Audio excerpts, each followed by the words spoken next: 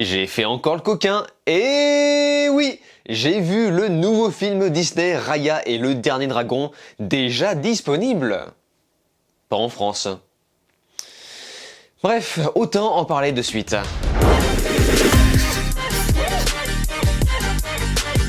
Salut à tous, c'est Vince alias Amir Game et on se retrouve aujourd'hui pour parler du 59e film produit par le studio Disney. Je parle bien sûr de Raya et le Dernier Dragon, réalisé par une petite équipe du nom de Don Paulo Carlos Lopez Estrada et co-réalisé par un certain Paul Briggs et John Ripa qui apparemment débutent dans la réal. Parmi eux, certains ont d'ailleurs travaillé sur Les Nouveaux Héros, un film que je qualifie de pur plaisir. La critique de ce dernier est un peu partagée, mais pour moi c'est un vrai film Disney qui vaut le coup d'être vu. Donc ça fait plaisir de voir que des gens compétents sont derrière une production de chez Disney. Et du côté des voix dans sa version originale, on mettra en valeur Kelly Marie Tran, qui a quitté Twitter d'ailleurs, suite à un harcèlement à cause de son rôle de Rose dans Star Wars. La bêtise très majoritaire de Twitter a décidé d'harceler cette femme à cause d'avoir travaillé dans Star Wars. Ce n'est d'ailleurs pas la première fois qu'un acteur de Star Wars se fait harceler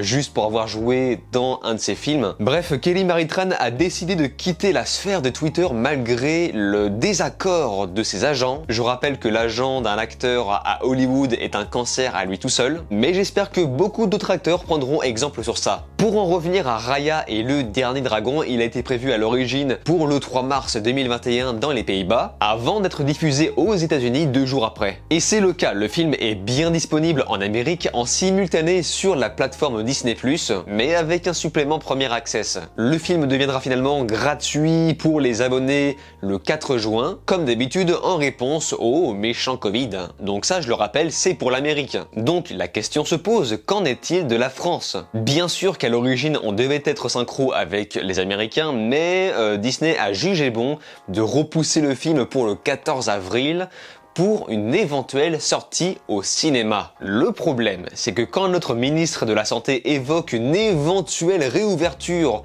des salles de cinéma, eh bien, ça reste une idée, mais jamais une confirmation. Ça fait des mois et des mois qu'on nous promet de réouvrir à tel moment si ça se passe comme ils le veulent. Donc je vais partir du principe que Raya ne sortira pas avant très longtemps, si ce n'est jamais uniquement sur la plateforme Disney+.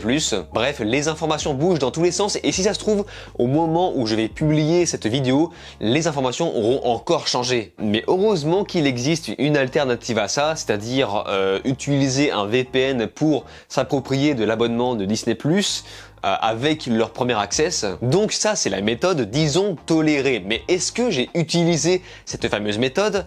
Ça, c'est la vraie question. Tu es un pirate!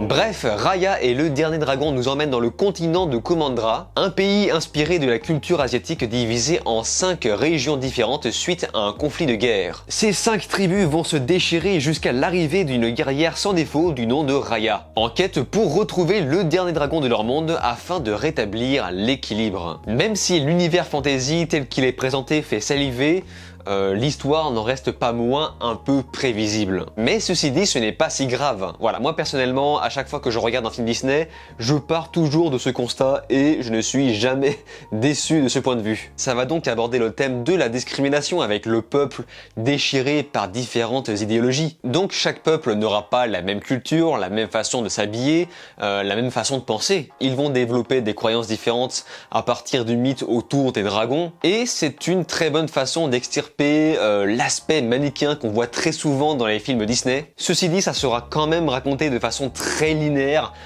afin de ne pas perdre les enfants. C'est un film familial certes, mais il ne faut pas oublier les enfants. Le souci, c'est qu'une fois l'univers installé et le contexte abordé, eh bien il ne se passe plus grand chose scénaristiquement. Le climax ressemble beaucoup à une avancée de jeux vidéo et c'est un peu dommage. Et même si les personnages sont développés, je trouve qu'il manque parfois un peu d'intérêt. Ceci dit, Raya ne manque pas de charisme, mais le chara-design et l'animation y jouent pour beaucoup. Parce que bordel, Raya est ce que j'appelle une Marissou. Donc je rappelle que Marissou est un terme qu'on a attribué aux personnages de fiction trop parfait. Et c'est complètement le cas de Raya, zéro défaut, zéro faille, zéro obstacle mental, à part peut-être son objectif principal. À force de vouloir faire absolument des personnages féminins fortes et indépendantes, on se retrouve avec des héroïnes beaucoup trop lisses. Ce qui fait qu'on arrive au niveau où la méchante devient beaucoup plus intéressante que l'héroïne. Mais après, heureusement, il y a tout le reste. Tout a été pensé pour être dynamique autant dans les choix de cadrage